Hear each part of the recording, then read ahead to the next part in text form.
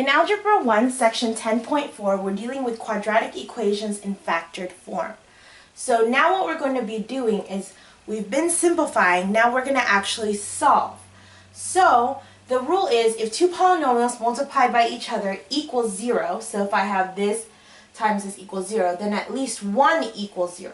So that means if this times this equals 0, anything times 0 equals 0.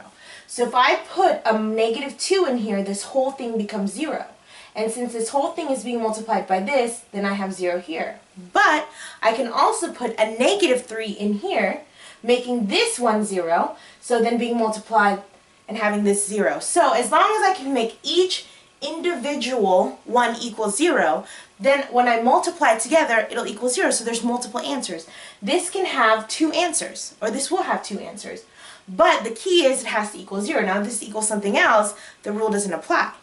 But because this equals 0, it does then apply. So basically, to find the answer to this, I can do x minus 4 equals 0. Okay? My first answer. So I'm just going to put x minus 4 equals 0. I'm going to add 4 to both sides. Okay?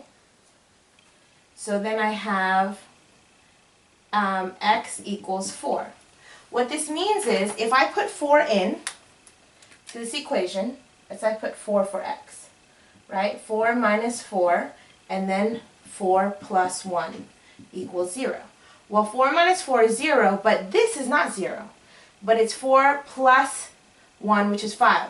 But 0 times 5 gives me 0 equals 0. So this then works. See? So it doesn't matter if this is not 0. As long as one of them is 0, they'll equal 0. So the same thing I can do here. I can do x plus 1 equals 0. Minus 1 on both sides, x equals negative 1. So I have two answers. Because this negative 1 then turns the second one into 0, and I'll still get the same answer, 0 equals 0. So I have two answers, x equals positive 4, and x equals negative 1. In this case, it has a squared on it. Now I can do two things.